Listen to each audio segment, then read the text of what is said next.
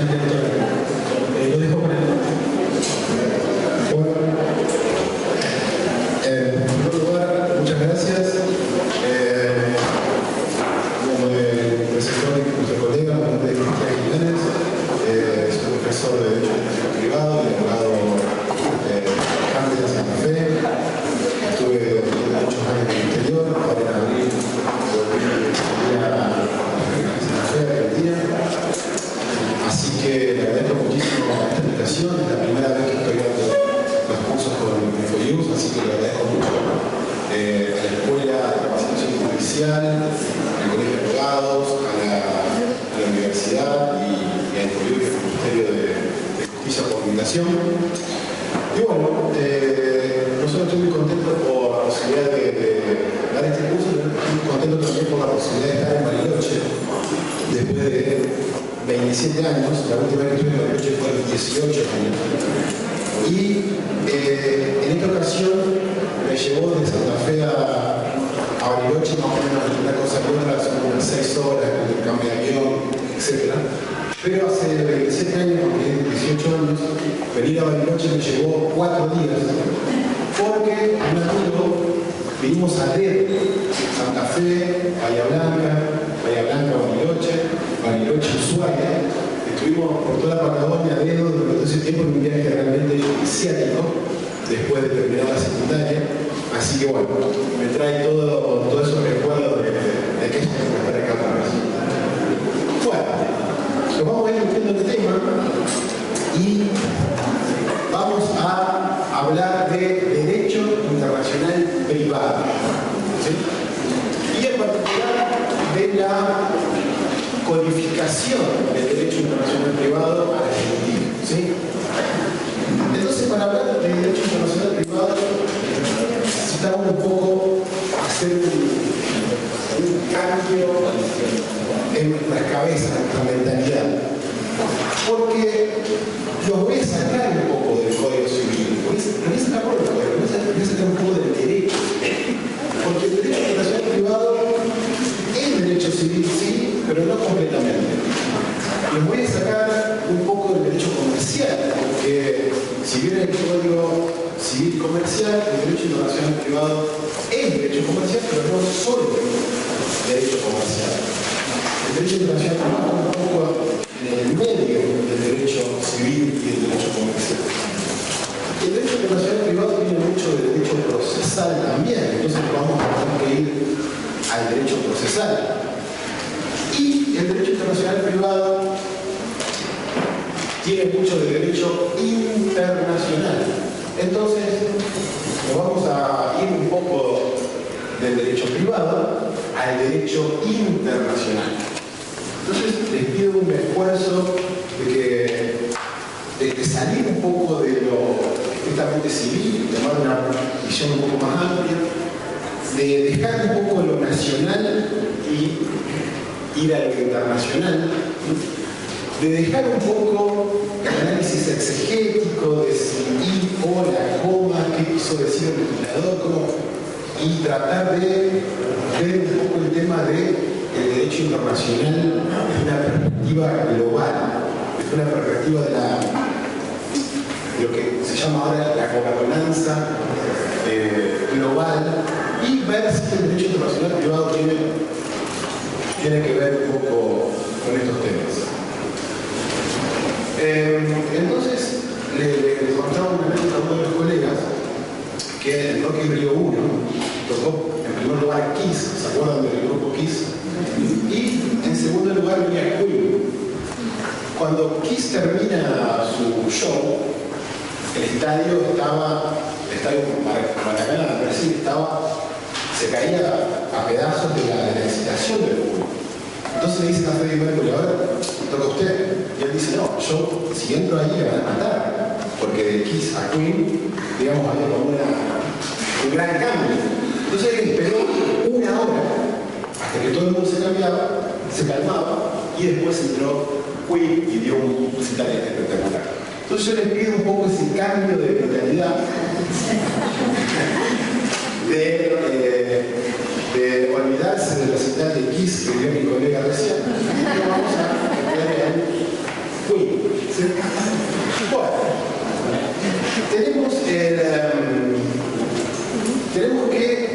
Argentina codificó, después de muchísimos proyectos, después de muchas idas y vueltas, por fin el derecho internacional privado está codificado y el derecho internacional privado está codificado en un título, en un capítulo, al final del Código Civil. ¿Sí?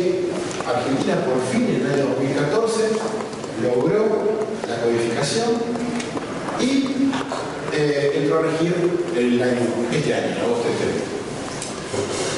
Ahora, es un gran logro, estamos todos muy contentos con la codificación del derecho internacional privado y del Código General. Pero me pregunto, ¿hemos sido originales los argentinos al codificar el derecho internacional privado?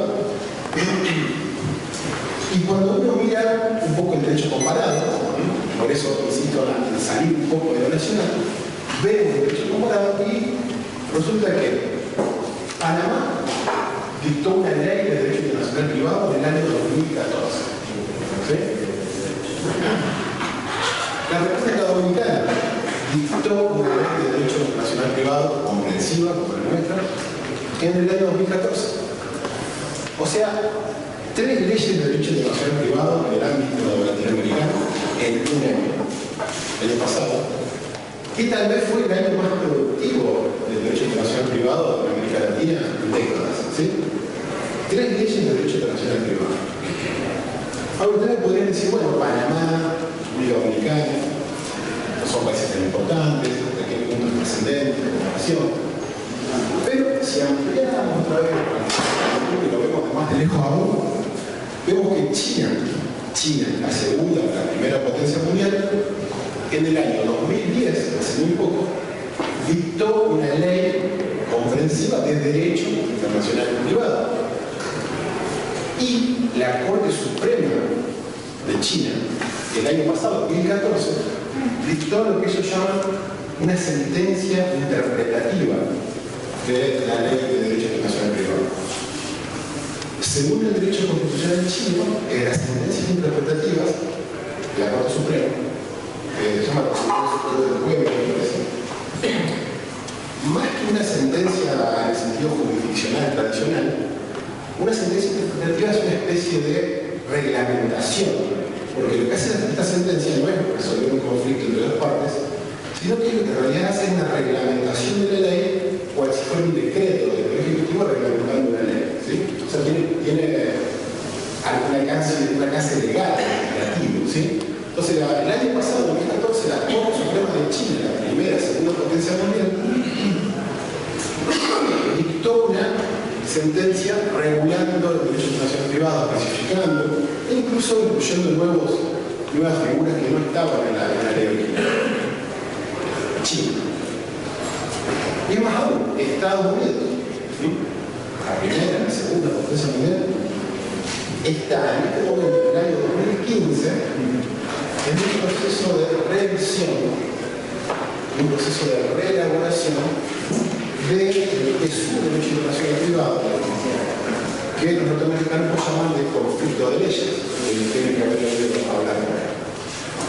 La diferencia de los procesos de codificación continentales, incluso el derecho chino se podría llegar a ver dentro del derecho continental, es que los norteamericanos, como no tienen esta tradición continental de codificar, de legislar, o no tienen alcance como tenemos nosotros, lo que ellos hacen se llama restatement. ¿Qué es un restatement? Es una especie de reelaboración o de conexión de principios, pero hecho principalmente por académicos, hecho principalmente por profesores que se reúnen en comisiones y revisan las jurisprudencias de los tribunales de derecho internacional privado y van como estudiando los principios jurídicos básicos y establecen reglas de derecho internacional privado, pero que no son derecho positivo, que no son derechos positivos, ¿sí? Son una declaración de principios que algunos no han calificado como soft law. Tienen que haber oído hablar también de soft law, de derechos blandos, ¿sí? Y estos principios, si bien no tienen fuerza positiva, tienen fuerza de ley, son seguidos por la jurisprudencia a nivel, hay referencias, hay jurisprudencia, algunos estados en particular los adoptan en su legislación. ¿Sí?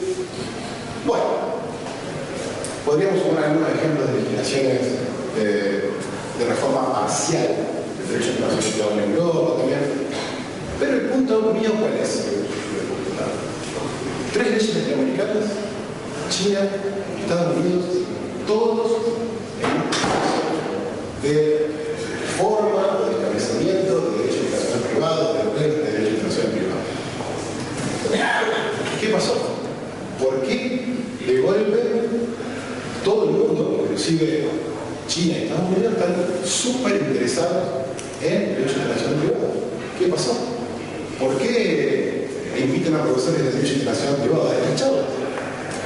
Hace 27 años, cuando yo recién empezaba la facultad, el derecho internacional privado no le interesaba prácticamente a nadie.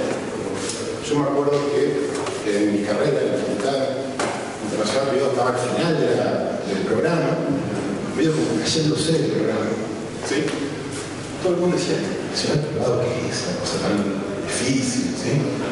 Los civilistas miraban así con desdén, tenían el código, nosotros un poco a los márgenes. Incluso mi facultad estuvo a punto de ser sacada de la currícula. Al final la dejaron como un poco así, como de pena, que hemos dicho. Y en algunas facultades la pusieron como materia electiva. ¿Sí? Claro, ¿qué pasaba hace 27 años, 25 años? Hace 27, 25 años, todo era nacional. Básicamente todo era nacional. Había poquísimos casos internacionales, poquísimos casos de derecho internacional. ¿Sí? Hace 20, 25 años atrás, alguna compraventa internacional, alguna exportación. Alguno de ustedes habrá viajado a Europa una vez, larguísimo. Y no mucho más. ¿Sí? Entonces el derecho internacional privado realmente era, tal vez le querían sacar a la materia, tal vez tenían razón, porque se tornaban algo muy académico, además es una materia difícil, llena de términos complicadísimos. Y hace 25 años prácticamente no tenía uso de la materia. Pero 25 años después, ¿qué pasó? Ahora, parecería que todo es internacional. Parecería que estamos constantemente en contacto con el derecho internacional y el derecho extranjero, el derecho de otros países. ¿Sí? Ahora, empresas Santa Fe, empresas pequeñas y medianas de Santa Fe, como empresas pequeñas y medianas de los derechos de seguro que exportan constantemente y entran en contacto con el derecho extranjero. ¿Sí? El satélite producido por el Instituto, ¿cómo se llama? Se construyó acá, se llevó a Guyana para el bueno, la cantidad de contratos internacionales que tiene que haber firmado para el desarrollo, para el transporte, para que lo manden al espacio, la responsabilidad, el seguro, todo derecho internacional. ¿Qué más? Si se cae, ese satélite, ¿qué derechos se aplican? ¿Sí? Viajamos mucho más, ¿sí? Ustedes acá en la noche tienen turistas que vienen todo el tiempo, que tienen accidentes, cruzan la frontera a comprar cosas en Chile, sus hijos van a estudiar en el exterior, vienen estudiantes acá, vamos a trabajar en el exterior, nos casamos, nos divorciamos en el exterior. ¿Quién tiene los chicos? ¿Dónde viven los chicos? ¿Quién paga los alimentos? Entonces, parecería que ahora todo es internacional. Y si hace 27 años, 25 años, era prácticamente imposible que nosotros hayamos estado en contacto con el derecho extranjero de alguna manera, podríamos pasar por nuestra vida sin jamás estar en contacto con el derecho extranjero, solamente con el código de leyes, pero nunca con el derecho extranjero. Hoy me parece que estamos todo el tiempo en contacto con el derecho extranjero. ¿Sí? ¿Alguno de ustedes hoy miró Facebook? probablemente sí, ¿no? Probablemente más de una vez. Probablemente hay algunos de ustedes que ahora están viendo Facebook. Bueno, ustedes han entrado en Facebook 2, 3, 4, 5 veces en el día, ¿sí? Si alguna vez, en lugar de ver las fotos que hicieron sus amigos la noche pasada, van a una partecita que dice legal o términos de condición y hacen clic ahí, ¿qué van a encontrar? Van a encontrar los términos y condiciones a los que ustedes se someten, ¿sí? Yo lo voy a leer, les voy a dar los términos y condiciones de Facebook. Presten atención a cómo está redactado, porque no se usa un lenguaje formal en el sentido de las partes, solemnemente clara, bla, bla, bla. No se habla de usted, no sé por qué se habla de vos o de tú. Es medio hasta gracioso, pero bueno. Escucha lo que dice Facebook. Dice, resolverás, tú, vos, resolverás cualquier demanda que tengas contra nosotros, ¿sí? Únicamente en el Tribunal del Distrito Norte de California, ¿sí? Entonces, los que están en Facebook ahora se están sometiendo a los tribunales de California. Se dan cuenta de la omnipresencia del derecho extranjero en cada minuto de nuestra vida, ¿sí? Bueno, pero eso no es todo, porque no solo se someten a los tribunales de California, que si tuviesen plata para viajar no habría ningún problema, ¿no? Sino que las leyes del Estado de California rigen este contrato, ¿no? Así como cualquier demanda que pueda surgir entre tú y nosotros, ¿no? Eso es porque eso es tan importante, ¿sí? Independientemente de cualquier provisión de conflicto de leyes. Entonces, cada vez que tomamos Facebook, cada vez que usamos Google, cada vez que usamos un iPhone, estamos sometidos a las leyes y tribunales casi siempre de Estados Unidos y en particular California, ¿sí? Pero eso no es todo, porque cuando ustedes entran a Google, a Facebook, dice, si alguien interpone una demanda contra nosotros, a Facebook, relacionada con tus acciones y tu contenido en Facebook, te encargarás de indemnizarnos, ¿sí? Y nos librarás de todas las responsabilidades. También, ¿sí? Y por si fuera poco, nos das tu consentimiento para que tus datos personales sean transferidos y procesados dentro de la unidad, ¿sí? Entonces, ¿qué pasa? Así como este caso extremo, estamos todos nosotros, hoy nos sometimos voluntariamente a las leyes y tribunales de California, ¿sí? Este es un caso extremo, sí, pero real. Pero volvemos. Matrimonios en el exterior, divorcios, tenencia de hijos, secuestro internacional de menores, ¿sí? Contratos internacionales, litigio internacional, exordios. Parecería que todo es internacional, todo es internacional. ¿Y cómo regulamos esto? ¿Cómo regulamos esto? Las leyes, en general, Código Civil, las leyes en general de cualquier país son territoriales, ¿sí? Las leyes son territoriales, se aplican en el territorio del país, ¿sí? Pero claro, ¿qué pasa cuando viajamos, contratamos, etcétera, y trascendemos las fronteras? Las leyes nacionales parecerían no alcanzar a regular todos estos temas que estamos hablando que son internacionales. Las leyes nacionales panameñas, chinas, argentinas, no alcanzan a regular las relaciones internacionales. Hay una sola disciplina que está preparada para tratar de dar un marco regulatorio a estas relaciones internacionales privadas. Hay una sola disciplina que está más o menos preparada para dar una respuesta, y que es el derecho internacional privado. Porque el derecho internacional privado va a tratar de ver cuándo, en qué condiciones, un derecho extranjero se aplica extraterritorialmente, ¿sí? Fuera de su territorio. O cuando jueces de otro país tienen competencia en cuestiones que nos pasan a todos. Y ninguna de las materias puede dar respuesta a estos problemas. Entonces, claro, el derecho internacional privado está de moda otra vez. ¿Por qué? De nuevo, relaciones internacionales, ¿sí? Trascienden las fronteras, trascienden los campos de aplicación territorial de la ley. Y no hay un Estado mundial con capacidades diferentes de todo el mundo que regule todas las cuestiones. Entonces, ¿qué pasa? La única materia que encontramos es derecho internacional privado, y por eso todos los países ahora necesitan, es una cuestión de necesidad, tratar de brindar algún tipo de regulación,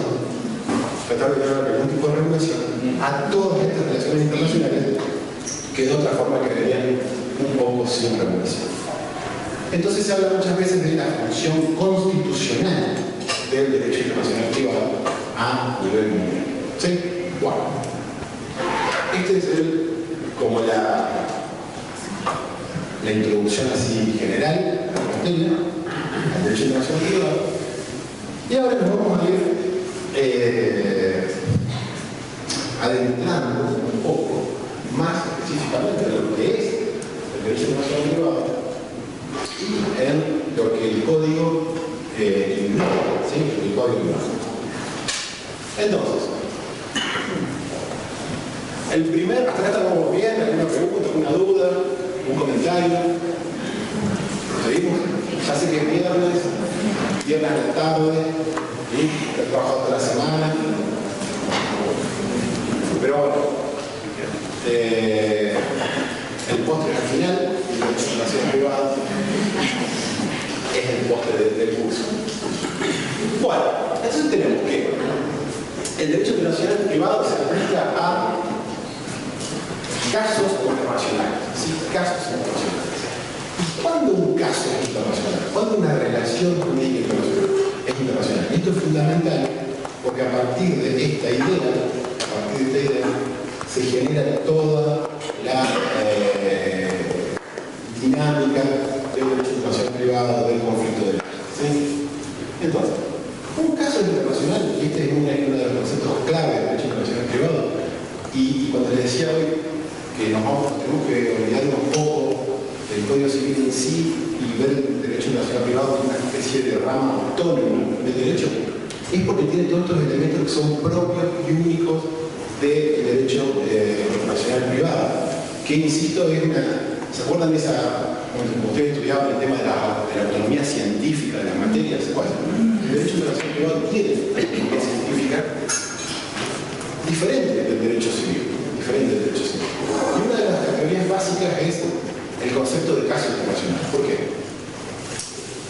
Porque cuando un caso es nacional, no se genera ninguna pregunta por el derecho aplicable, ¿sí? Si hay un contrato entre una persona domiciliada en Bariloche y una persona domiciliada en el Bolsón, o sea, ¿sí? ¿Y qué duda cabe?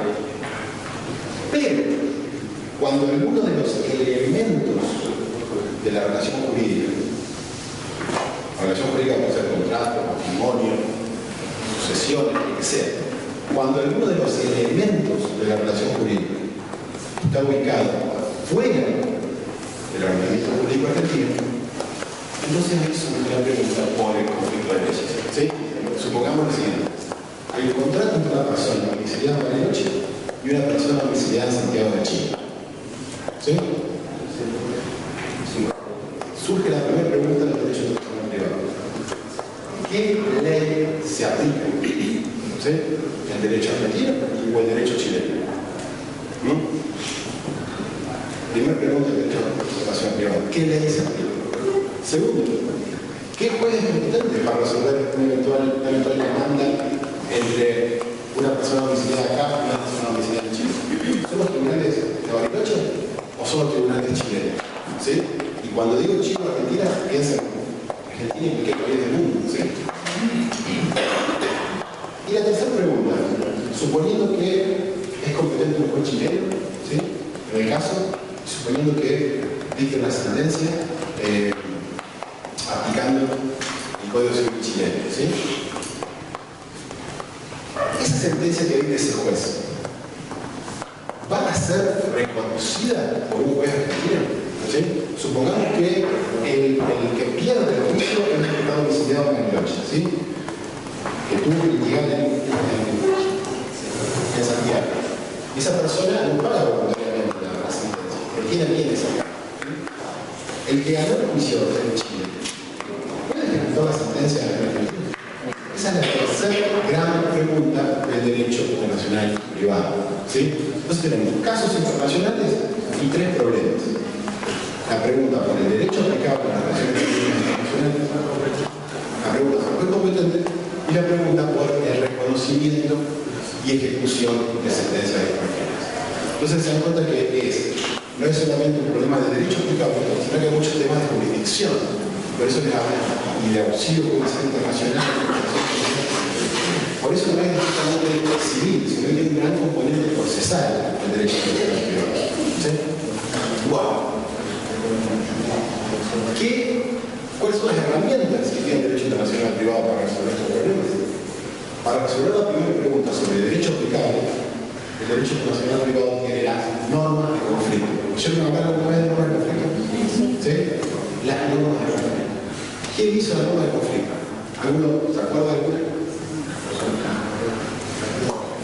Por el envío, ¿no? Cuando van. No lleguemos al envío, después viene el envío. ¿Alguna se acuerda de una norma de conflicto en cualquier área? Sí. A ver. El lugar de celebración del contrato. Bueno, por ejemplo, la norma de conflicto dice, cuando hay un contrato internacional, ¿sí?, se va a aplicar el derecho del lugar de cumplimiento del IGC para el derecho argentino, ¿sí? Eso es una norma de conflicto, ¿sí? Hay un contrato internacional, la parte acá, la parte allá, ¿sí? ¿Qué derecho se aplica? Se aplica siempre el derecho argentino, se aplica el derecho del lugar de cumplimiento.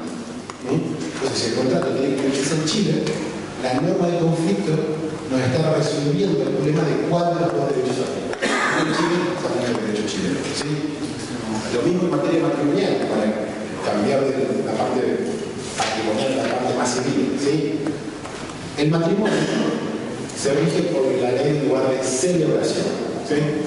Entonces, si hay matrimonio celebrado en París, ¿sí?, y los contrayentes después viven acá, lo que fuere, todo lo que se refiere a la validez, la unidad, etc., del matrimonio, se rige por el derecho de Francia, ¿sí? Entonces se entiende cómo funciona el derecho internacional privado.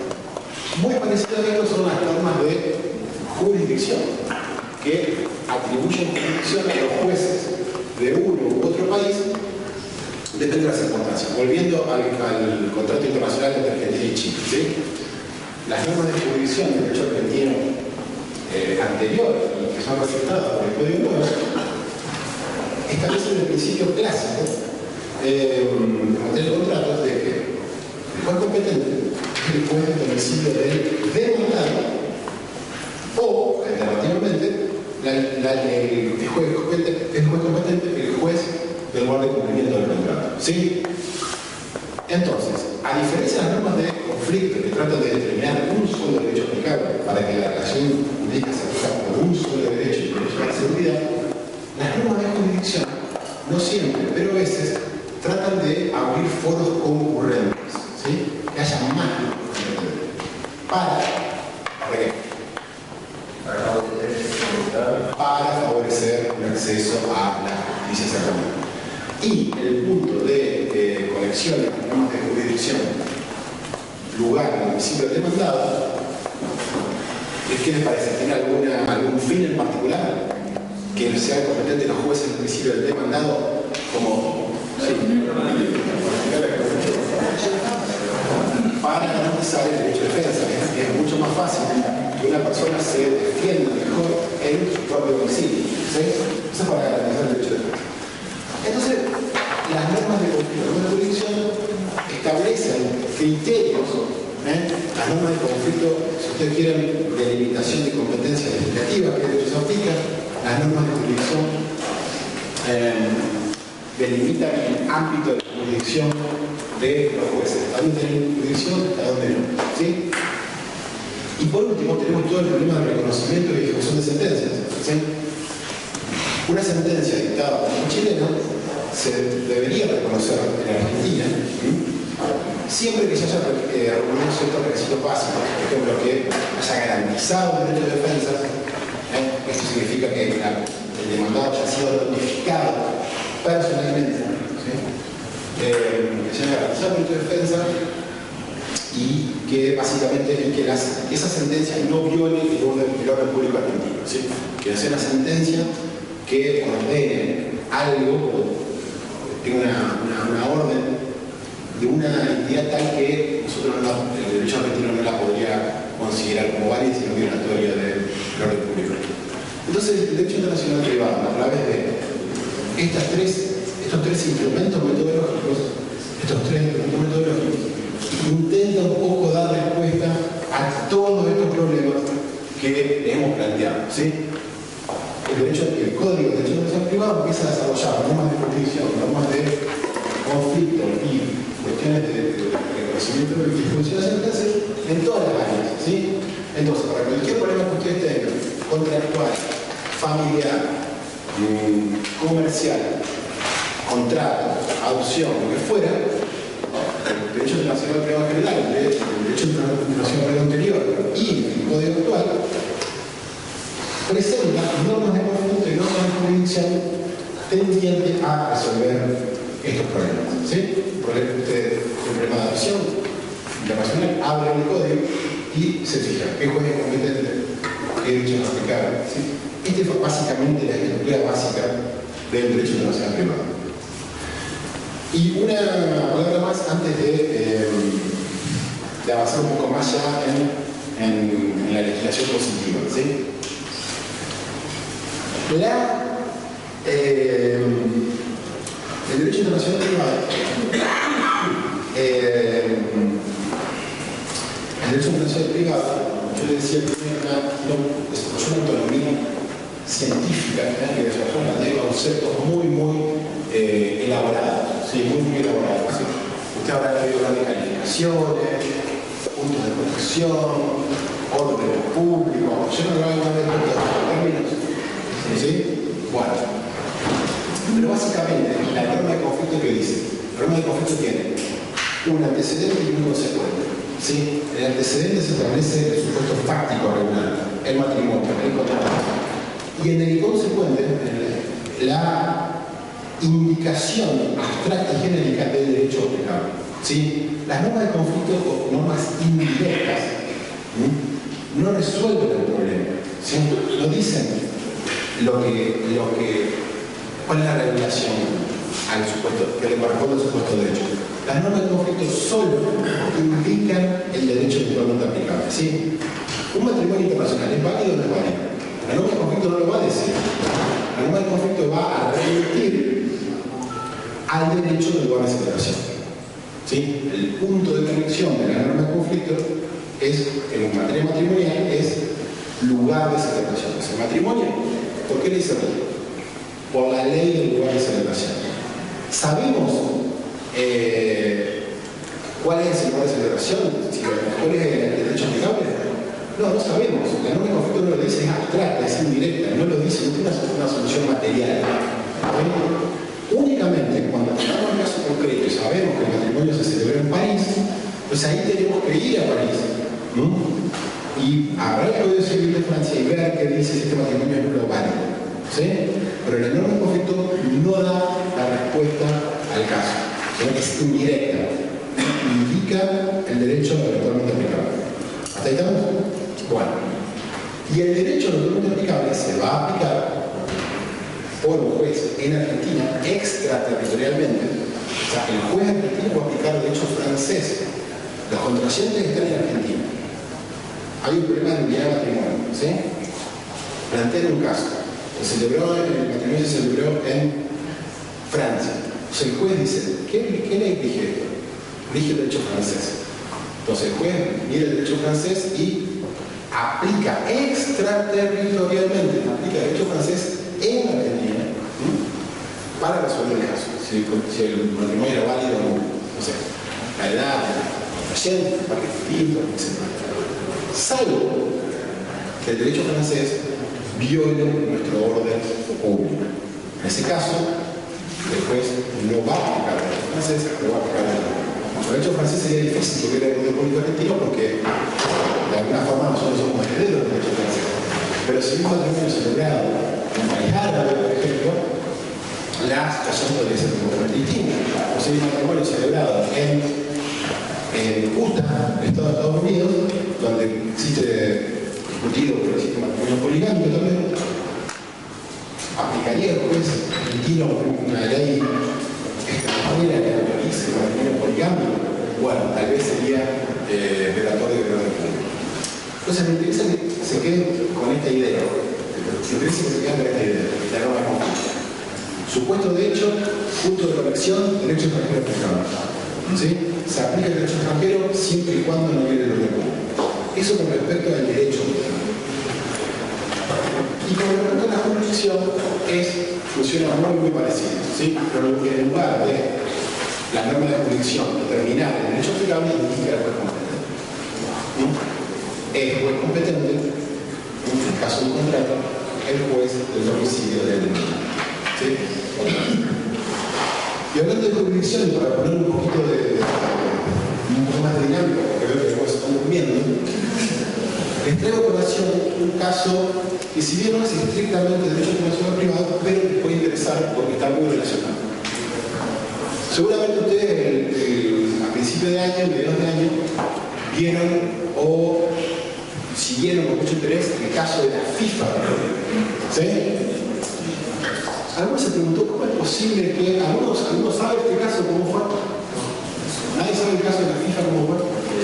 Sí. Bueno, en dos palabras. Un juez de un tribunal en Brooklyn, en Nueva York, dictó una orden de arresto contra unos 10 directivos de la FIFA de diferentes nacionalidades que estaban todos en Suiza. ¿Cómo puede pasar esto? ¿Alguno se preguntó? ¿Cómo puede pasar esto? Entonces, si bien este es un caso de derecho penal más que de derecho civil, vale la pena tener la operación con la actualidad, ¿sí? Y entre paréntesis, en muchas universidades el derecho penal internacional está dentro del derecho internacional privado, ¿sí? ¿Cómo? El tema de tradición, el tema de jurisdicción, ¿sí? Las normas jurisdiccionales son prácticamente iguales. Y el tema de la FIFA es principalmente, es un tema de jurisdicción internacional y es un tema de derecho aplicable internacional, nada más que penal, más bien público, ¿sí? Pero básicamente, después de dos palabras, pero para que vean la actualidad de estos temas, o sea, hace 25 años atrás, al derecho internacional no le importaba a nadie, y ahora está en la etapa de todos los diarios, ¿sí? ¿Qué pasa? Todas estas personas, que inclusive hay un par de argentinos involucrados, aparentemente habían pagado sobornos, ¿sí? Utilizando transferencias que pasaban, el crédito bancario se hizo a través de bancos norteamericanos, ¿sí? Entonces, los jueces norteamericanos asumieron jurisdicción. Eran extranjeros, algunos norteamericanos, ¿sí? Los sobornos no se pagaron en Estados Unidos, se pagaron en otro lado. Las personas estaban domiciliadas en otro lado, no estaban en Estados Unidos, ¿sí? Entonces, ¿por qué un norteamericano asume jurisdicción? Porque los pagos y activamente algunas reuniones se habían hecho en Estados Unidos. Entonces, el punto de conexión jurisdiccional a través del cual el juez norteamericano asume jurisdicción está dado únicamente porque para el pago de operaciones ilegales se usaron bancos norteamericanos, ¿sí? Y eso está prohibido por la ley norteamericana, y los códigos procesales criminales norteamericanos otorgan jurisdicción, y en este caso jurisdicción internacional, a los jueces norteamericanos cuando pasan estas cuestiones.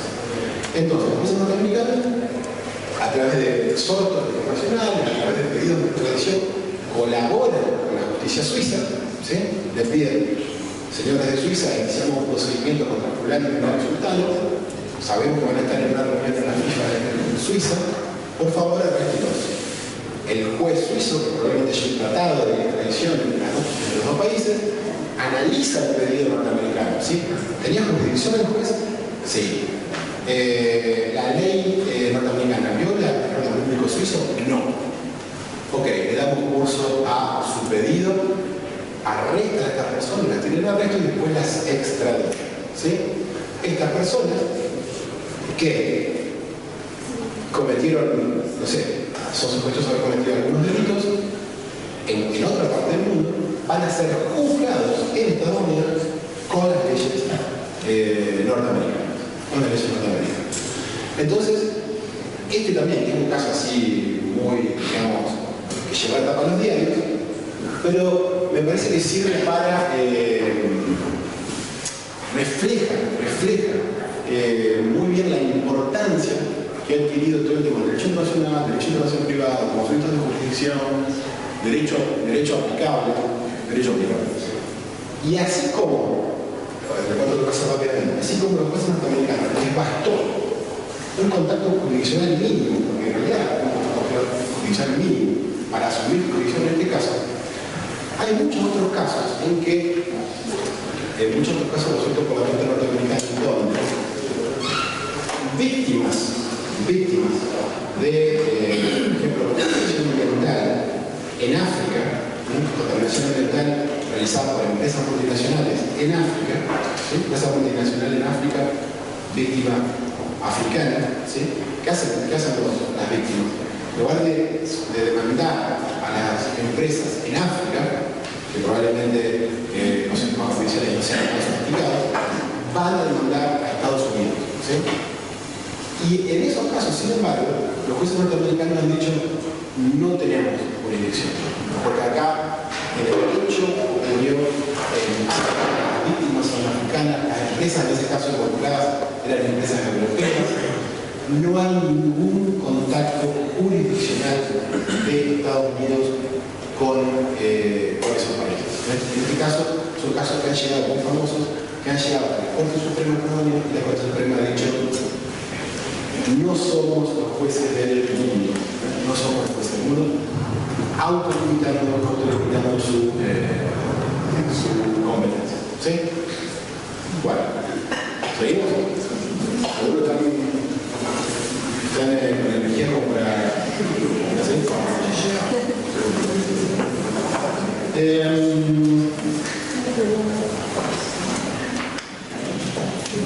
Nos metemos en el código, ¿sí? Nos metemos en el código.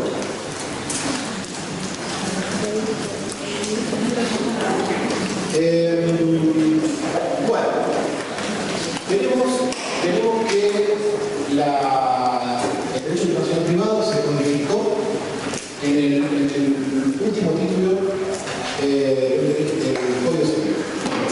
¿Sí? El legislador optó por incluir el derecho internacional privado no como por una ley individual, fue por una ley individual que en los antiguos proyectos de codificación se proponía una ley especial de derecho internacional privado, y como ha sido el caso en Panamá, en la República Dominicana, en China y en muchos casos de Europa, los legisladores optan por una ley especial de derecho internacional privado. No fue el caso del legislador argentino, que optó por incorporar un capítulo al último del código, codificando todo el derecho internacional privado. ¿Sí? Los brasileños, para comparar, tienen una ley de introducción al Código Civil, que es vigente, creo, esa es a la legislación del Código Civil Comercial de Brasil del 2000, pero ellos tienen una ley de introducción al principio, donde tienen todos los problemas de derecho internacional privado. Bueno, ellos tienen al principio, nosotros la tenemos al final, pero la decisión del legislador fue incorporar el derecho internacional privado dentro del Código Civil Comercial. Y eso le ha dado al derecho internacional privado un estatus totalmente diferente. Sí, pero lo que decía antes el derecho internacional privado no tenía visibilidad, pero no importaba a nadie. Ahora, como está en el código, todo el mundo habla de derecho internacional privado y como que ha recobrado importancia, ha recobrado visibilidad. O sea, desde ese punto de vista es muy bueno. Pero la codificación del derecho internacional privado tiene sus pros y sus contras, como lo tiene cualquier proceso de codificación. ¿Sí? ¿Se acuerdan del viejísimo debate acerca de la conveniencia de codificar o no el derecho en Alemania? Bueno, en el derecho internacional privado puede pasar algo parecido, porque antes de la ley, el derecho internacional privado no estaba codificado. ¿Sí?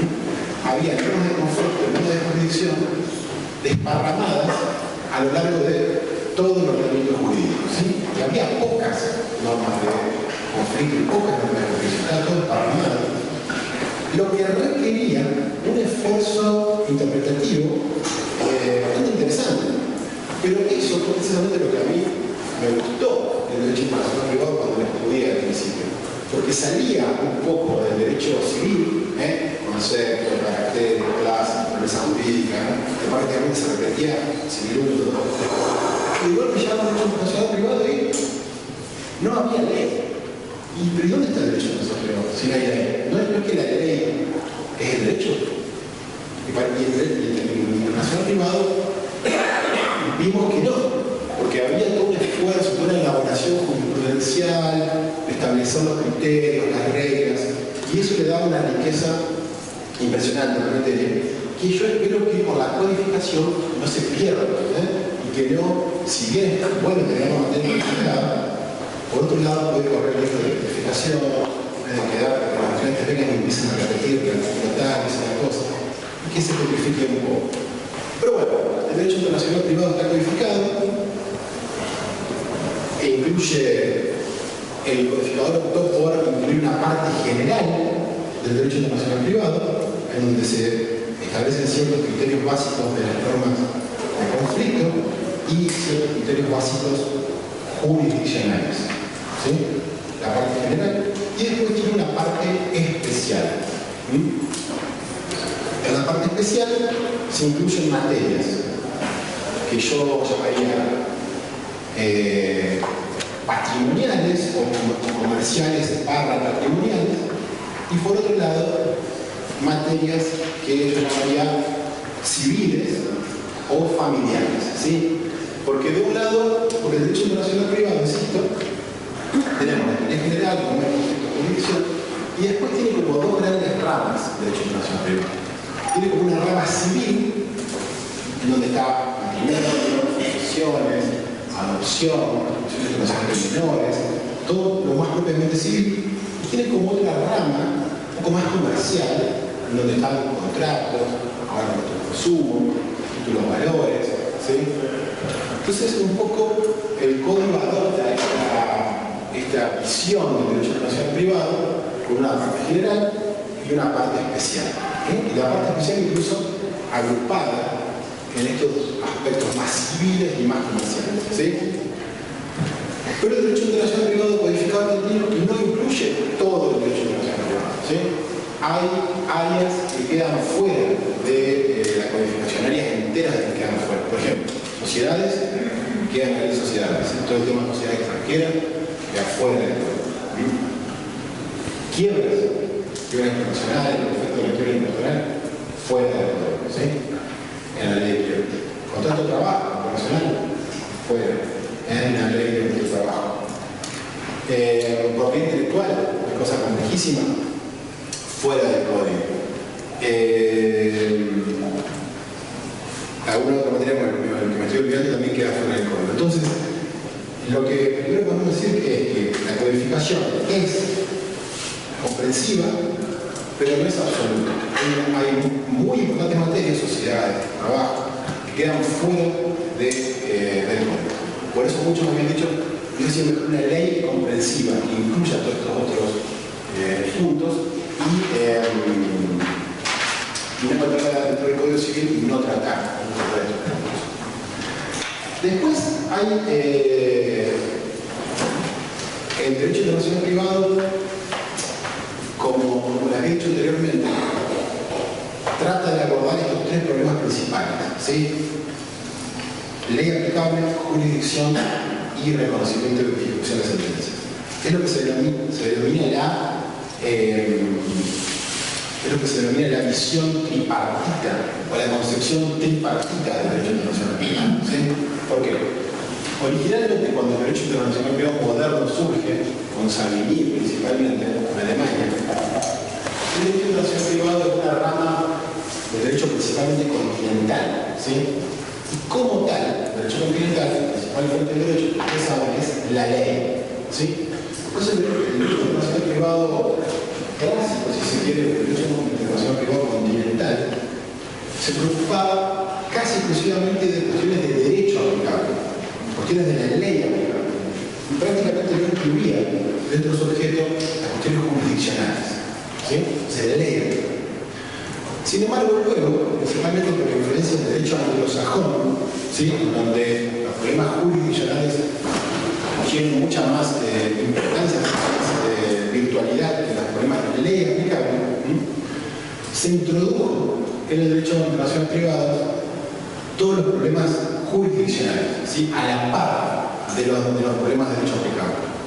Antes los problemas jurisdiccionales eran medio como ciencias auxiliares, esas clasificaciones que usamos. Ahora es parte del derecho internacional privado, específicamente. Y algunos dicen que incluso los problemas de jurisdicción son incluso más importantes que los problemas de derecho aplicable, porque la ley aplicable va a depender en última instancia de qué juez es competente, ¿sí? ¿Por qué? Porque una vez que determinamos la jurisdicción, una vez que determinamos qué juez es competente, ese juez va a aplicar su derecho internacional privado, ¿no? Ahora, un juez argentino abre el Código Civil, ve la norma de conflicto, la norma de conflicto lo manda a aplicar determinado derecho, ¿sí?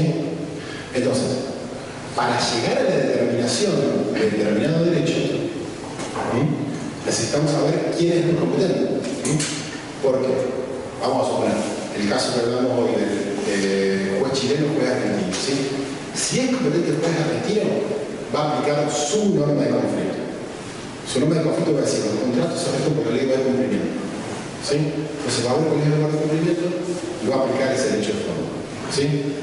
Pero ese juez chileno, el juez chileno va a aplicar su Código Civil. Va a abrir y vamos a suponer que dice los contratos se rigen por la ley de celebración. Entonces, la norma de conflicto del derecho chileno lo va a llevar a otro derecho aplicable. ¿Se entiende por qué es, y muchos dicen es más importante los problemas jurisdiccionales que los problemas de derecho aplicable?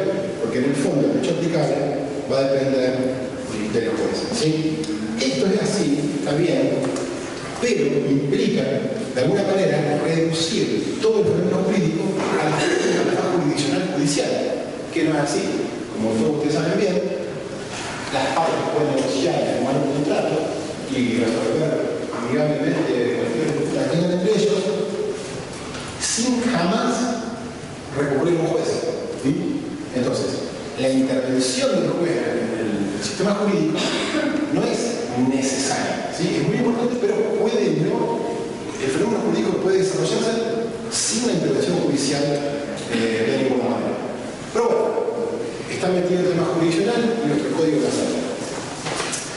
Y si bien acepta la posición tripartita, derecho aplicable, jurisdicción y reconocimiento de ejecución de sentencias, el código regula cuestiones de derecho aplicable y regula cuestiones de jurisdicción, ¿sí? Volvemos al aspecto procesal. Pero no regula en absoluto cuestiones de reconocimiento y ejecución de sentencias.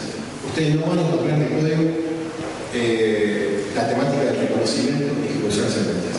Hay algunos aspectos de cooperación judicial internacional, de derecho procesal internacional, pero no reconocimiento y ejecución de sentencias. ¿Por qué? Y esto a mí no me queda claro todavía, tal vez ustedes por ahí me puedan ayudar. ¿Qué pasa? Hay un problema constitucional ¿sí? Porque si ustedes miran la Constitución, artículo 75 de la Constitución Nacional, un poco de inciso, dice que corresponde a la nación regular o establecer los derechos de fondo, ¿sí? Minería, laboral, civil y comercial, ¿sí? Pero la jurisdicción, los aspectos procesales, quedan reservados a las provincias, ¿sí? Entonces, el codificador del Código Nuevo dijo, no vamos a tocar cuestiones de reconocimiento de las sentencias porque son cuestiones procesales y por lo tanto son cuestiones provinciales. Pero sin embargo, el codificador incluye cuestiones de jurisdicción como tal, que también serían, desde el punto de vista, entrarían dentro de la competencia provincial, salvo que la competencia sea federal, como cuestiones de las personas o las cosas sean federales. O sea que si se sacó del reconocimiento de las sentencias, tampoco tendría que haberse incluido el aspecto de la jurisdicción. Esta es una postura que no es compartida por todos. Por ejemplo, Bugiano, el ex juez de la Corte Suprema, ¿se acuerdan de Bugiano? Especialista en derecho de inversión privada, él considera que, un artículo que les recomiendo que lean, él considera que en ámbitos internacionales, en casos internacionales, la jurisdicción es siempre federal, según la postura de Bugiano. ¿Por qué? Porque él dice que la jurisdicción, las normas de jurisdicción internacional sirven para delimitar el ámbito de competencia jurisdiccional del Estado. Hasta dónde el Estado argentino tiene competencia para entender en ciertos casos y no meterse en los casos de otro país, ¿sí? Entonces dicen, estas cuestiones que involucran la delimitación de la soberanía, y ahí volvemos a la relación con el derecho internacional público, las normas de jurisdicción delimitan el ámbito jurisdiccional o el ámbito de posibilidad de actuación del Estado, ¿sí? Hasta acá puedo actuar, más allá no, porque me meto en el territorio de otro país. Entonces Bugiano dice, estos temas son federales, por lo tanto está bien que el código haya regulado la jurisdicción internacional. Este es un tema que va a quedar abierto. Yo digo, para mí que un juez provincial perfectamente podría ejercer la jurisdicción en casos internacionales, ¿sí? Salvo que sean entre vecinos de distintos países o que el caso haya caído en los ámbitos federales. Bueno, entonces, aunque el código adopta la teoría tripartita, no incluye las cuestiones en el proyecto original del Estado, no incluye las cuestiones de reconocimiento y ejecución de sentencias o las cuestiones constitucionales. Entonces, bueno, recapitulando, el código codifica casi todo el derecho privado, pero deja de lado algunas áreas importantes como quiebras, como sucesiones, adopta la teoría tripartita, pero deja de lado los problemas de reconocimiento y ejecución. Por otro lado, el código adopta una postura también conceptual y metodológica sobre lo que se entiende por derecho internacional privado, ¿sí?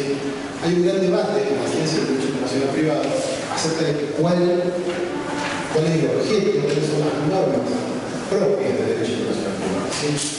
Una cuestión también clásica sostiene que las normas del derecho internacional privado son las normas de conflicto, ¿sí? El derecho internacional privado es el análisis de las normas de conflicto, ¿sí? La sucesión se rige por el derecho de múltiple concilio, ¿sí? Eso es el derecho internacional privado. Ok, tenemos cuestiones jurisdiccionales que son parecidos, pero el derecho internacional privado es no conflicto de normas, conflicto de jurisdicciones. Entonces tomó una postura, digamos, un poco concentrado en un tipo de normas, ¿sí? Hay otras posturas que vienen después. Esta postura está defendida en Argentina por Goldschmidt, Werner Goldschmidt, ¿oyeron hablar de Werner? Bueno, que dio clases argentinas, que era alemán, que era argentina, y trae esa tradición continental y formalista, si se quiere, del derecho alemán, que focaliza el objeto del derecho internacional privado la norma, ¿sí? La norma de conflicto, ¿sí? Pero eso es formal, ¿sí? Después Bogian un poco se separa de trae otras teorías que hablan del pluralismo metodológico. El derecho internacional privado no solo está conformado por normas de conflicto, sino también por normas materiales y normas imperativas. Las normas materiales, a diferencia de las normas de conflicto, son normas internacionales que son directas, no solo indirectas, sino que regulan sustancialmente las cosas. Por ejemplo, hay una convención internacional en materia de compraventa, la Convención de Viena sobre la compraventa internacional de mercaderías, que regula la compraventa internacional. Es como un pequeño código para compraventa internacional. Se establece ahí obligaciones de las partes, intereses, qué pasa si uno no paga.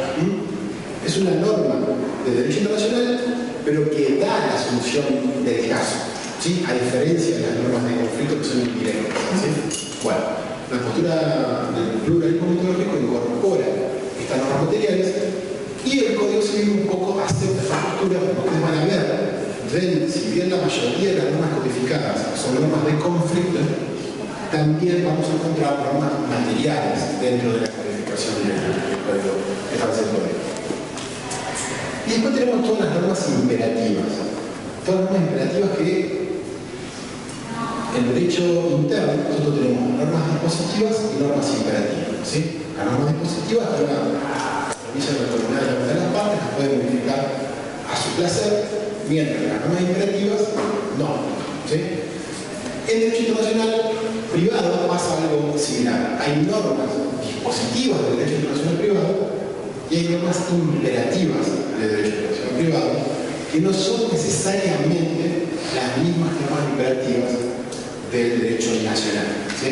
Ya vamos a hacer un poco más esta idea, pero para que les quede la idea es que tenemos normas de conflicto, normas materiales y normas imperativas. Tenemos un mecanismo metodológico, tres tipos de normas, más las normas de jurisdicción, y el Código Civil acepta esta postura dentro del articulado del Código Civil, a la parte internacional privado, vamos a encontrar estos tres tipos de normas: de conflicto, de policía y materiales. Normas de policía o imperativas.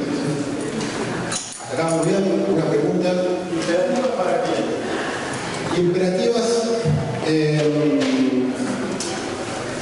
Las normas imperativas del derecho internacional privado, y con esto nos adelantamos un poquito a lo que sigue después y nos metemos en el área del derecho de los contratos. ¿Sí? Esto es, el derecho internacional privado tiene una cualidad tal vez única. ¿Sí? Supongamos que usted tiene un contrato nacional, ¿sí? Un contrato interno. ¿Sí? Ustedes pueden regular ese contrato hasta donde se nos permitan las normas dispositivas del Código Civil Comercial, ¿sí? Pero las normas imperativas no las pueden tocar. Hasta ahí estamos. Ahora, pónganse en esta hipótesis. Tenemos un contrato internacional, no nacional. Y ustedes, por la autonomía de la voluntad de las partes, y nos adelantamos un poco en la temática, la autonomía de la voluntad de las partes, ¿qué es? Es como la autonomía de la voluntad del derecho interno, pero en derecho internacional. Lo que pasa es que es más amplio, ¿sí? Porque por la autonomía de la voluntad de las partes de un contrato pueden elegir el derecho aplicable a un contrato internacional. ¿Sí? Entonces, ¿qué pasa? Vamos a suponer un contrato entre el argentino y el chileno, ¿sí? Lugar de cumplimiento argentino. ¿Sí?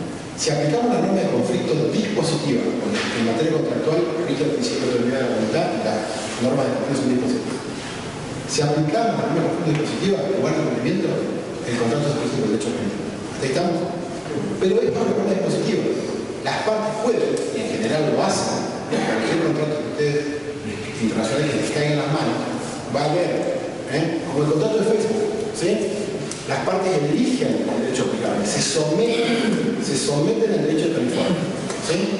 Por la autonomía de la voluntad de las partes se someten a otro derecho, ¿sí? Ustedes... Y si las partes se someten a otro derecho que es contrario a nuestro orden público... Vamos por partes. Al someterse a otro derecho, ustedes están dejando de lado el derecho argentino. ¿Sí? Están dejando de lado el derecho argentino en su totalidad. ¿Se entiende? Dejan el derecho argentino. El ordenamiento jurídico argentino no se aplica. Ello incluye las normas dispositivas y las normas administrativas. Ello incluye el derecho privado y el derecho público. Las partes dejan de lado. En el caso de Facebook, usted no aplica, vamos a suponer que el servicio de Facebook se presta en Argentina, que usted lo sabe. Ahora el cumplimiento argentino. Pero por la norma de conflicto, la norma de conflicto, digamos, de economía de las partes, usted se somete al derecho telefónico y dejan de lado el derecho argentino. ¿Así estamos? Todo el derecho argentino. Inclusive todos los derechos del consumidor. Bueno. Entonces, ¿qué pasa? Ustedes dejan de lado todo el derecho argentino, incluso las normas imperativas del derecho interno. Pero no, y lo dice el Código Civil nuevo, el Código Civil Comercial nuevo, las normas internacionalmente imperativas siguen vigentes sin perjuicio de lo que hayan dicho las partes del ministerio. Ahora bien, la determinación de lo que es una norma internacionalmente imperativa, a diferencia de lo que es una norma nacional imperativa o activa, es bastante sutil. Por siempre sale el ejemplo de la prescripción. En el derecho argentino, ¿cuántos años es la prescripción liberatoria? Ahora ya me Sí, ahora. 5 años. ¿Sí? 5 años. Supongamos que ustedes eligen otro derecho. ¿Cómo? Sí, está bien. Supongamos que ustedes eligen otro derecho, ¿sí? En donde existe la imprescriptibilidad. Las acciones no prescriben nunca. ¿Sí? ¿Ese derecho extranjero violaría el principio de prescripción argentina? ¿Usted considera que el principio de la prescriptibilidad de la acción es un principio de orden público argentino? No. ¿No? Yo diría que sí. La acción tiene que ser prescriptiva en Argentina, salvo ¿cuál? La acción es de derecho privado. Claro, salvo de derecho humano, ¿sí? Ahora, si aplican un derecho extranjero, en donde el periodo de prescripción es de 6 años, ¿violaría ese derecho extranjero el derecho argentino? Parecería que no. Parecería que no. Entonces, insisto, no se define, no se califica autónomamente lo que es una norma internacionalmente imperativa. ¿Sí? Y por ejemplo, las cuestiones de derecho consumidor parecería que sí llegan a esta categoría de internacionalmente imperativa. Pero ahí queda un margen amplio, de interpretación amplio que se va precisando para la labor jurisprudencial, caso por caso, ¿sí? Pero de todas formas, el ámbito de la autonomía de las partes en el ámbito internacional es mucho más grande que a nivel internacional, porque las partes pueden dejar desplazar totalmente un derecho internacional, un derecho nacional. Y por eso, de nuevo, la importancia que tiene la calificación de cuándo un caso es internacional o no. ¿Por qué? Si el caso nacional, si el derecho nacional, punto final. Solo si el caso es internacional, entramos a ver la aplicación de normas de conflictos. Y solo si el caso es internacional, podemos dejar de lado el derecho nacional aplicado y aplicamos otro derecho. ¿Se entiende la importancia de esta cuestión? Pongamos un caso de sucesiones. ¿Sí? Les doy un caso basado en el Código Civil anterior. Una persona, si hay un caso nacional, y una persona, en el Código Civil anterior, no maneja totalmente el derecho sucesorio actual, que cambió muchísimo, pero el Código Civil anterior, en Argentina, una persona podía disponer justamente de todos sus bienes. No. Pero si esta persona moría en el extranjero, por ejemplo, la sucesión se rige por la ley del último municipio de causa. Esa regla sí. Esta persona moría en el extranjero y por testamento dejaba todos sus bienes, no a su esposa que lo había bancado 40 años de su vida, sino a sus amigos de la peña de los jóvenes. Todos los bienes. ¿Sí? María Codado. ¿Cómo? María Codado. Codado, bueno. Fíjense la importancia de la aplicación entre la diferencia en el caso internacional y nacional, la diferencia entre la aplicación de un derecho u otro. Si se aplica un derecho, un heredero hereda. Si se aplica otro derecho, otros herederos heredan. Entonces, muchísimas veces la determinación de qué derechos se aplican lleva a que alguien gane o pierda un caso determinado. Sí. Pero, ¿y después el reconocimiento de la sentencia? Bueno, muy bien. Muy bien. ¿Qué pregunta el compañero? Si esa persona tenía bienes en Argentina, ese testamento celebrado en Estados Unidos válidamente en el territorio, ¿hubiese sido reconocido en Argentina? Tal vez no. ¿Por qué? Porque exacto, desde la República. Tal vez no. El tema de un inmueble, en el viejo código, no sé ahora en qué artículo, pero el artículo 10 del viejo código es una norma de soberanía. Una norma así. Los bienes inmuebles, algunas cuestiones sucesorias, eso ya me discusión, ahora se rige por el éxito por la ley del lugar. Pero, si esta persona que muere con un municipio de Estados Unidos tenía cuentas bancarias en Estados Unidos, ¿se podría ejecutar ese testamento? Sí, se podría ejecutar perfectamente, porque el testamento válido según el derecho norteamericano se ejecuta entonces. Y este otro componente particular del derecho internacional privado es cómo juega el principio de eficacia. ¿Cómo juega el principio de eficacia? Es decir, está bien, cuestiones de derecho aplicable, cuestiones de jurisdicción, pero la decisión final se puede hacer efectiva. Se puede hacer efectiva. Y entonces acá vemos cómo juega, qué importancia tiene el lugar de eventual ejecución de una sentencia extranjera o un contrato, etc. ¿Sí? En algunos lugares se puede ejecutar, en otros lugares no. Pero nos fuimos un poco, nos avanzamos un poco, déjenme volver un poquito.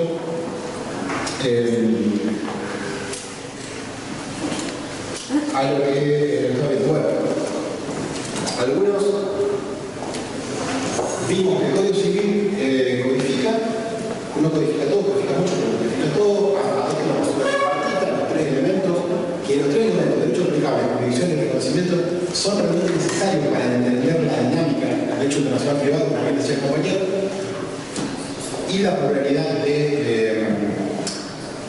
métodos, normas de conflicto, normas materiales y normas internas. ¿Sí? Pero ahora el código introduce dos o tres novedades que yo creo que son importantes. ¿Sí? Y esto lo adopta como principios orientadores, como principios metodológicos, filosóficos de la reforma. ¿Sí? En muchísimos casos el código un poco resalta las corrientes jurisprudenciales. En muchos casos no innova el código. ¿Sí? Yo diría que no innova, hay muy pocas innovaciones reales en el código. Un poco toma la tradición jurisprudencial y la plasma en normas de conflictos expresas, ¿sí? Excepto algo que ya vamos a ver ahora.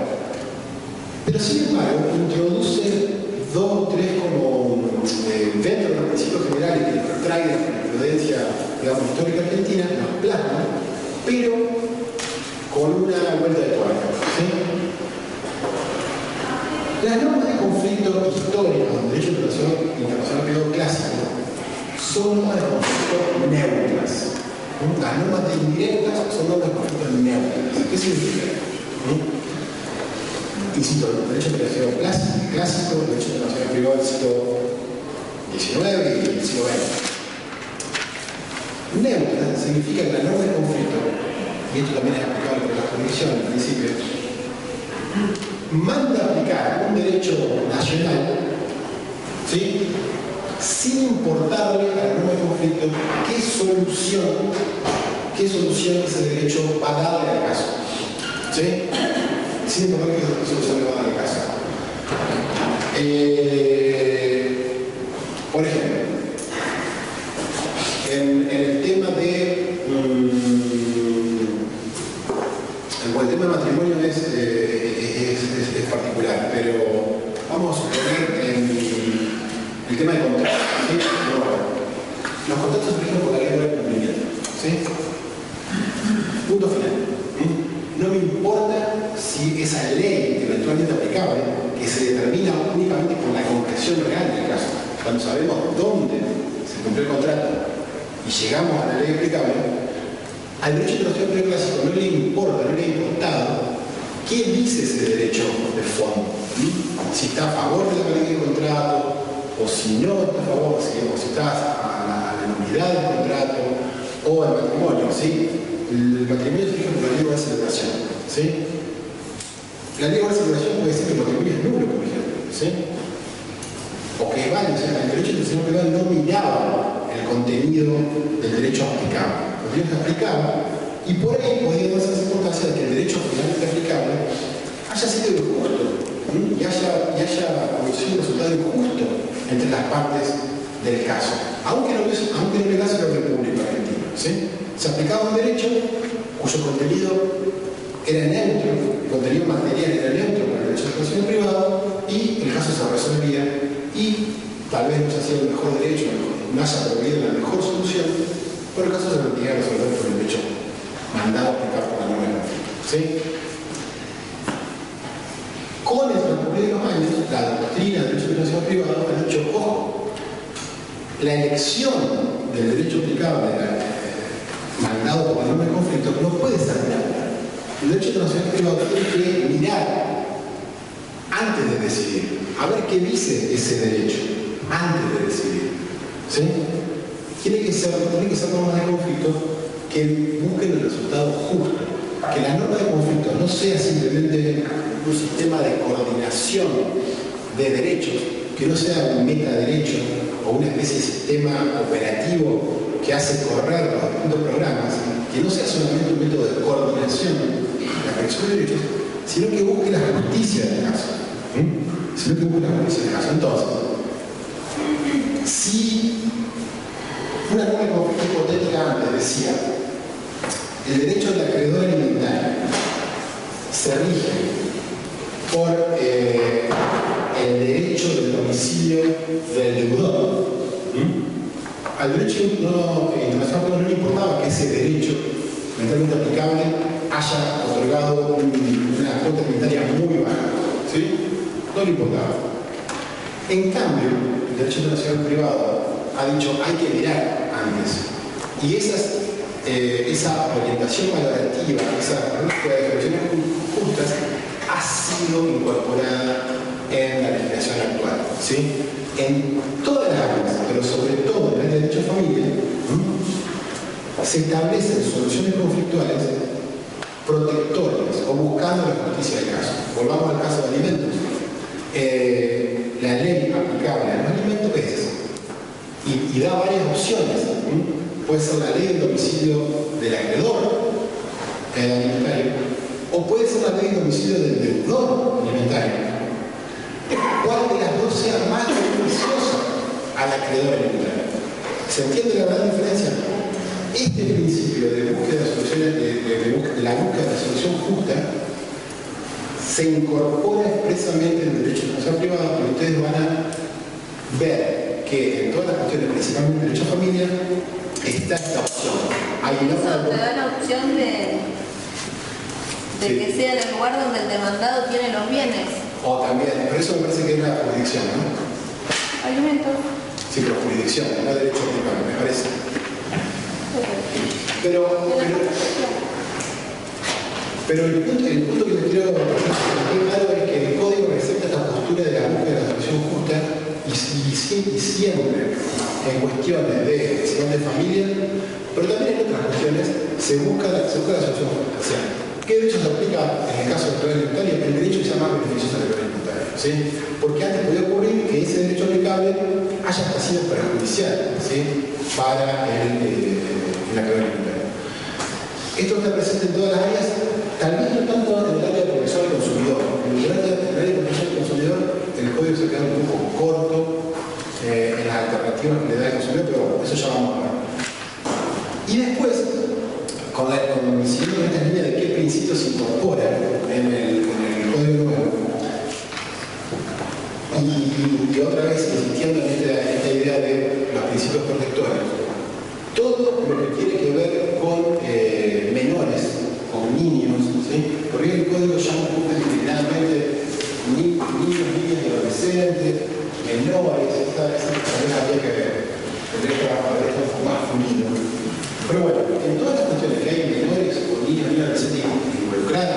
educación, consumo internacional de menores, alimentos, siempre se busca el proteger el interés superior del niño, ¿sí? Siempre se busca proteger el interés superior del niño. Entonces acá otra vez los principios valorativos, que se meten en el derecho internacional privado, que originalmente era una cuestión un poco más abstracta, un poco más lógica, de los derechos fijos, se incorporan todos estos principios.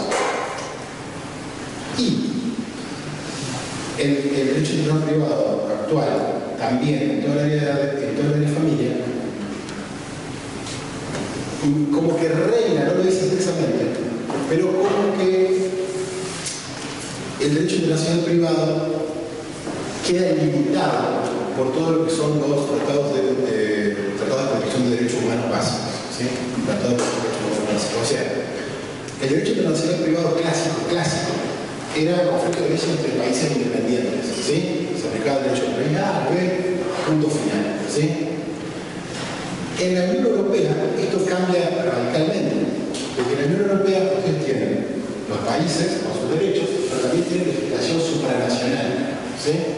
Entonces, el derecho internacional privado se desenvuelve dentro de un marco común, Esto pasa todavía más claro en Estados Unidos, donde los estados independientes, los estados que forman la Unión, tienen legislación de fondo propia.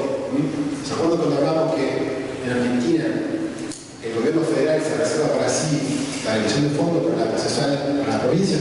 Bueno, la Constitución norteamericana, no, los estados se reservan para sí tanto el derecho de fondo como el derecho procesal, ¿sí? La Constitución de México también.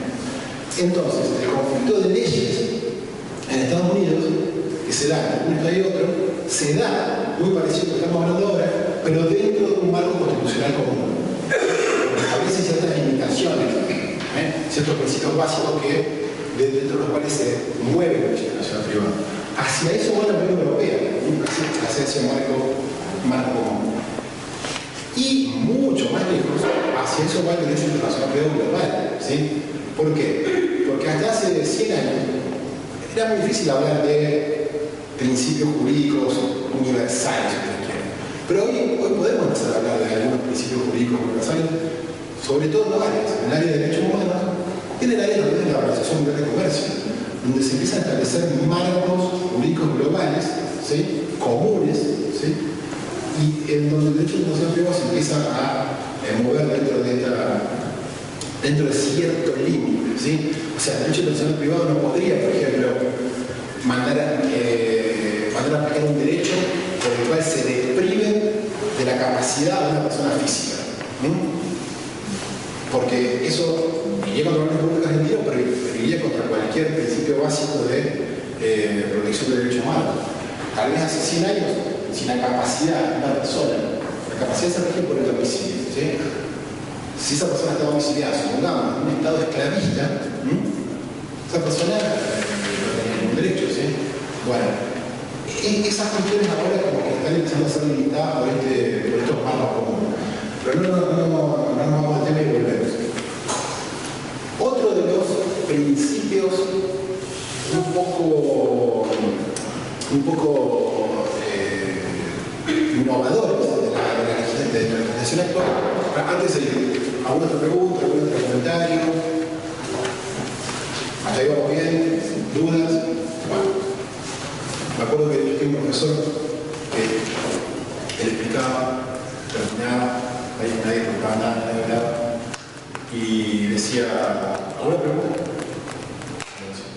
Entonces decía, siempre me queda la duda si he sido tan claro que nadie se pregunta o nadie ha entendido absolutamente nada.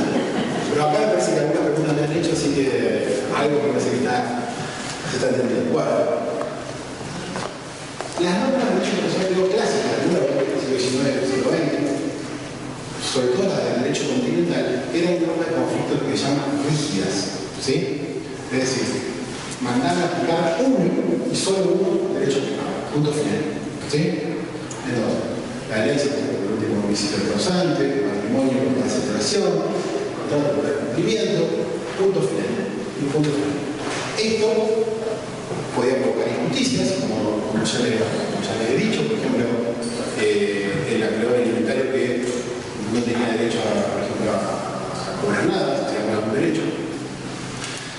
Esto se trata de resolver el método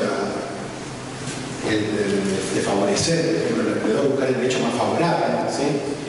Pero también se trata de darle más flexibilidad al derecho internacional privado con la introducción, y esto también viene del common law, el common law nos ha influido en el aspecto jurisdiccional y nos influye también con lo que son, lo que se llama los puntos de conexión flexibles. ¿Qué son los puntos de conexión flexibles? ¿Puntos de qué? Puntos de conexión flexibles. El punto de conexión, por ejemplo, lugar de cumplimiento, lugar de celebración, último homicidio de causante, es decir, es el elemento de la norma que conecta el caso con el derecho aplicable, punto de conexión, ¿sí? Tradicionalmente han elegido, van a aplicar un derecho y punto final. De nuevo, esto viene de la tradición del derecho fundamental, ¿sí? De la exégesis, ¿sí? De la ley, ¿sí? El juez tiene que aplicar la ley. Si ustedes quieren, ¿se acuerdan de la teoría de la aplicación mecánica de la ley? ¿Sí? Que el juez tiene que aplicarla en una interpretada, ¿se acuerdan? Eso un poco también está reflejado en el derecho internacional privado, ¿sí? Clásico, ¿sí? Se aplica un derecho, el juez tiene que aplicar la ley en punto final. Los norteamericanos y los ingleses, al no tener derecho codificado de nuevo y ser todo basado en el derecho jurisprudencial, cuando se encontraban, esto un poco cambiando, así como ellos nos escuchan a nosotros también nos referimos a ellos, y los norteamericanos tienen estos códigos uniformes, esos códigos, los ingleses también desarrollan códigos, hay una interacción más que una influencia de uno sobre el otro. Pero en este caso, nosotros, los jueces norteamericanos o ingleses, no tenían normas de conflicto, como nosotros queríamos. No había un código con normas de conflicto que indicaban qué derecho aplicar en cada caso, ¿sí? Entonces, los jueces norteamericanos tuvieron que elaborar criterios de determinación de derecho aplicable, ¿sí? Entonces, ante un caso determinado, buscaban la aplicación del derecho más conectado, ¿sí? En el inglés se dice the most significant relation. Aplicación del derecho que esté más conectado al caso, ¿sí? Una cosa así súper genérica, súper ambigua, ¿eh? Entonces, cuando le caía un caso a un norteamericano, resulta que había un caso de una persona domiciliada en Nueva York, otra persona, el vendedor domiciliado en Canadá, pero el bien era para construir una planta agroestabilizadora en Nigeria, ¿sí? Y bueno, entonces, ¿qué derecho se aplica? No tenemos una norma de conflicto, ¿sí? Ahora tenemos una persona domiciliada en un estado, otra persona domiciliada en otro, la planta se construye en un lugar. A ver, ¿dónde se paga el precio? También en Nigeria, ¿no? ¿Dónde están los trabajadores trabajando en Nigeria? Entonces, veían todos los elementos del caso, ¿sí? Y decían, me parece que este caso está más vinculado al derecho de Nigeria que al derecho de Canadá y Estados Unidos, donde solamente están dos de las partes, ¿sí? O sea, analizaban todos los elementos del caso, decían, hay más elementos del caso que lo vinculan a tal derecho, ¿sí? Entonces, los jueces norteamericanos decían, la mejor ley, the better law, la mejor ley, para este caso, parecería ser una ley de Nigeria. Entonces aplicaban la ley de Nigeria, pero basado en criterios muy flexibles, ¿sí? Que por un lado podían realmente lograr una solución más justa al caso, conectado con su derecho más cercano, ¿sí? Pero por otro lado podía provocar un poco de inseguridad, porque al final quedaba todo en manos de los jueces y podían tener criterios diferentes. Pero bueno, este punto de conexión, el derecho, como el caso tenga vínculos más estrechos, fíjense que es muy válido, ¿sí? Le dan mucho poder a los jueces. Los jueces pueden tomar muchos elementos, pueden investigar, dejar un poco qué significa esto. Esto me parece que también está en el espíritu del Código Civil, en general, ¿no? Que los jueces tengan un papel mucho más grande, ¿no? Me parece que sí, me parece. Bueno, el derecho internacional privado también. Entonces, el derecho, ¿qué hace el código? Establece normas de conflicto, establece puntos de conexión, pero en muchos casos dice que si, por circunstancias extraordinarias, el derecho aplicable a determinada norma de conflicto, el Código Internacional de Conflicto, pero dice, excepcionalmente, ¿sí? Por circunstancias extraordinarias, el derecho aplicable no fuera realmente el más apropiado, no fuera el mejor derecho para este caso, los jueces podrían olvidarse del derecho indicado en primer lugar por el conflicto y buscar el caso, y buscar el derecho con que el caso tenga una relación más directa. ¿Se entiende la posibilidad que tenemos? Entonces, ese módulo de la introducción de estos principios de flexibilidad es otra de las grandes innovaciones del código, que lo tiene, lo presenta en muchas normas indirectas, en muchas normas de conflictos, dice, se aplica tal derecho, pero si esto parece que no va bien, el juez puede buscar otro derecho, ¿sí? Lo establece específicamente en muchos de los artículos, pero además tiene en la parte general y en la parte de contratos una cosa que se llama cláusula de excepción o cláusula de escape, que es también como una alternativa que se le da al juez, pero en general, no en cada norma de conflicto, sino como en general, diciendo, el juez tiene que aplicar la norma que le mandan a aplicar el derecho que le van a aplicar la norma de conflicto. Pero, si el juez piensa que ese derecho no va a ser el mejor para el caso, bueno, que busque otro. Y le tira la pelota al juez, y el juez tiene que... ¿Puede buscar cualquier otro? Y bueno, y acá habría que empezar a ver el tema de cómo los jueces elaboran criterios más o menos objetivos de cuál podría ser ese otro derecho. ¿Sí? ¿Sí? Porque si no se cae en una arbitrariedad total. Por ejemplo, los norteamericanos habían ideado la idea del agrupamiento de conexiones, ¿sí? Como les decía el caso recién.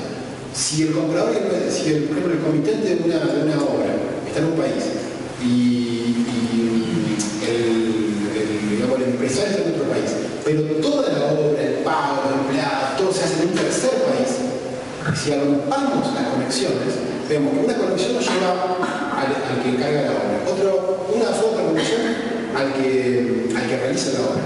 Pero la obra en sí se realiza en un tercer país, parece que si agrupamos conexiones, hay más conexiones que nos llevan a la ley del tercer país. Pero esto no lo dice el código y realmente abre una posibilidad de aplicación muy flexible en muchos casos. Saliendo de la tradición continental, yendo hacia la tradición del common law, pero me parece que esto, insisto, está en el espíritu del código, ¿no? Que los jueces tengan un rol más activo. Vamos a ver, ¿confiamos en los jueces? ¿No confiamos en los jueces? ¿Están preparados? ¿No están preparados? Vamos a ver qué pasa. Bueno, terminamos acá con Igual, sí. acá dice que esa norma, la de la excepción, no es aplicable cuando las partes eligieron el derecho. Entonces, ahí si el juez se encuentra que las partes eligieron un derecho, no sería la solución más justa. Está atado el juez. No se puede escapar de la excepción. Dos cositas dos comentarios finales antes de pasar al próximo tema. Lo que vos decís es, de nuevo, en relación de contratos y en relación con la autonomía de las partes, ¿sí? Si las partes eligen... En las disposiciones generales, cláusula de excepción, ¿no? Claro. Si las partes eligen el derecho por autonomía de la voluntad, las cláusulas de excepción no corren, porque se supone que las partes son suficientemente capaces para elegir el derecho que ellas querían. O sea, el juez no podría intervenir ahí. ¿Sí? En otras áreas sí. Pero dos comentarios más. Así como la parte general, incorpora todo el tema de, el orden público, que ya lo vimos, lo incorpora, o sea, el derecho extranjero se aplica siempre que no viene el orden público argentino, las normas imperativas se siguen aplicando aunque las partes hayan elegido otro derecho, eso lo incorpora el código todo como una sistematización de la parte general, ¿sí? Y incorpora una figura muy interesante que es la del fraude a la ley, es que la del fraude a la ley y que el derecho internacional privado se da, el derecho nacional también se da, el fraude a la ley, y el código sanciona el fraude a la ley sometiendo el caso al derecho que debería ser evadido, ¿sí? Pongamos el caso, ¿cuál? Que se quiso evadir. Claro, pongamos el caso de una sociedad, ¿sí? Según la ley de sociedades,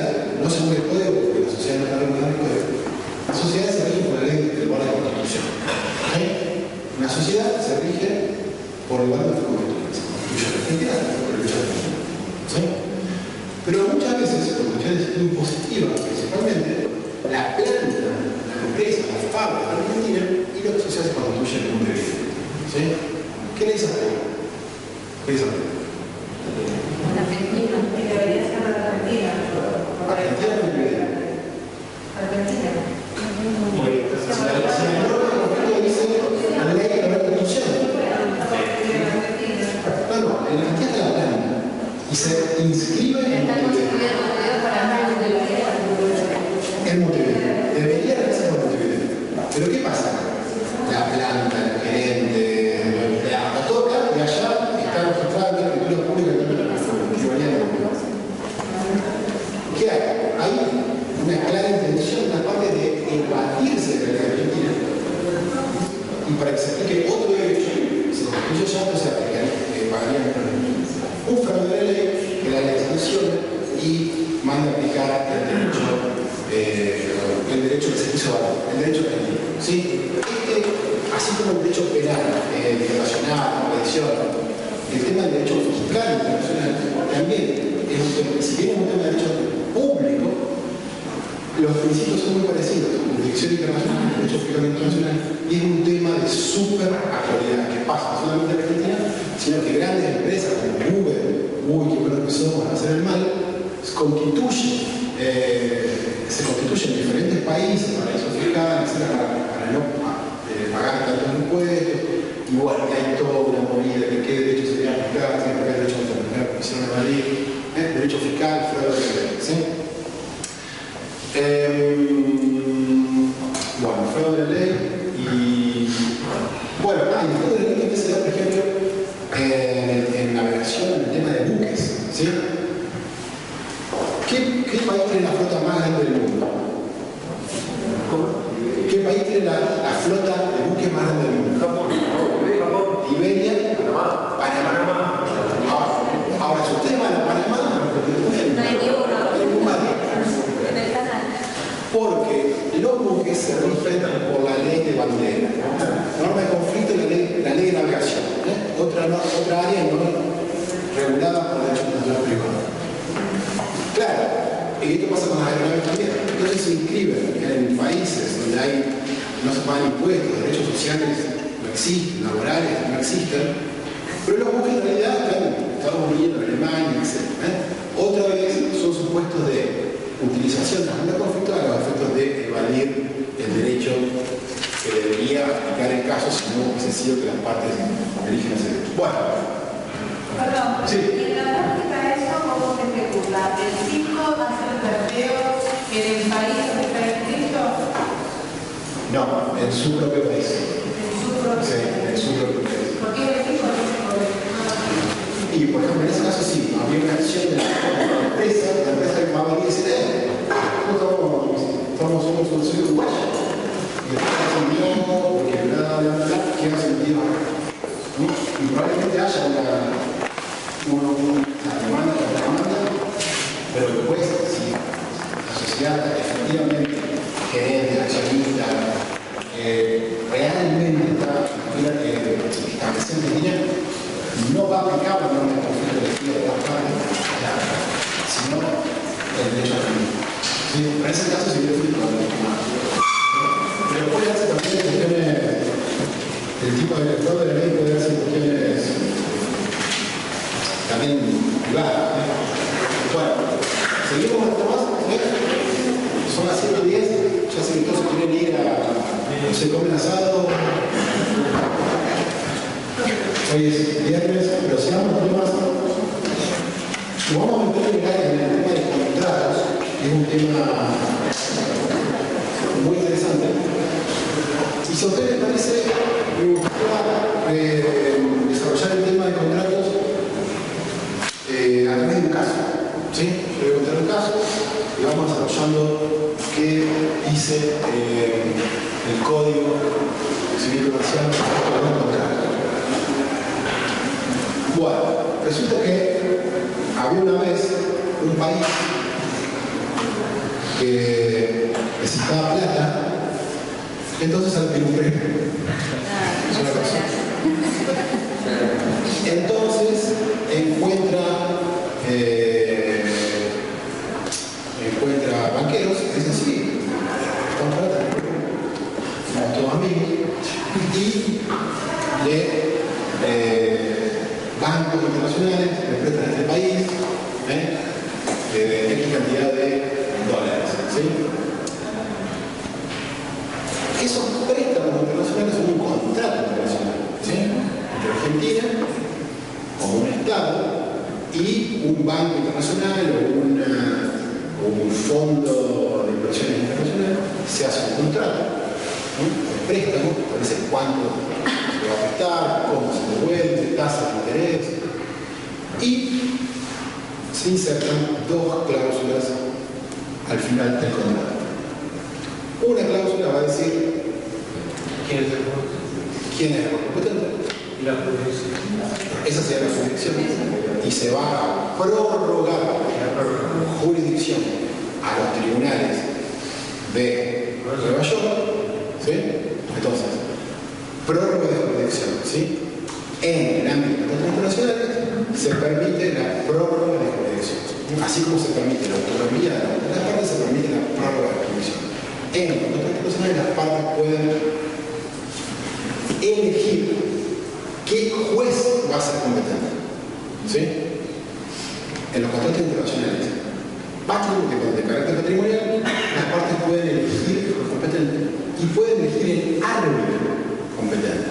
La jurisdicción en materia contractual internacional patrimonial puede prorrogarse por acuerdo de las partes, de autonomía de la voluntad, a jueces extranjeros o árbitros. ¿Sí? Argentina ha hecho ambas cosas. Ha prorrogado jurisdicción a jueces neoyorquinos o a árbitros en los tribunales de ¿cómo se llama? El CIAD, el tribunal del Banco Mundial, ¿cierto? El tribunal. La Cámara de Comercio Internacional. No, el CIAD es el Banco Mundial. Después, sí, el Banco Mundial tiene un sistema de solución de conflictos de disputas en caso de inversiones extranjeras, ¿sí? Y son árbitros, ¿sí? Entonces las partes pueden prorrogar jurisdicción. O sea, si las partes no dicen nada, rigen las normas de jurisdicción subsidiarias, ¿sí? Domicilio del demandado o lugar de cumplimiento. Pero las partes pueden prorrogar. Bueno, Argentina prorroga jurisdicción. Vamos a seguir con el caso de los bonos argentinos. Y autonomía de la voluntad, derecho aplicable, ¿cuál habrá sido? El derecho del Estado de Nueva York, ¿sí? Entonces, autonomía de la voluntad, las partes internacionales tienen autonomía de la voluntad para elegir el juez competente y elegir el derecho aplicable, cosa que ha hecho Argentina y cosas que se hacen en todo tipo de contrato, generalmente en cualquier tipo de contrato internacional y principalmente en contrato de financiamiento internacional, ¿sí? En el caso particular argentino no vamos a entrar en tanto detalle porque esto se implementa a través de bonos, ¿sí? Que son negociables, ¿sí? Entonces, el original acreedor, ante un eventual default del deudor, ¿sí? El precio del bono baja, ¿sí? Ya no se comercializa al valor nominal, al valor, digamos, indicado, sino que baja porque hay un riesgo grande que se vende. Entonces vienen los fondos buitres, ¿sí? Y le dicen al banco, yo te compro este bono por $1 millón, te lo compro a $100.000, ¿sí? Así de drástico es el precio que tienen los fondos buitres, ¿sí?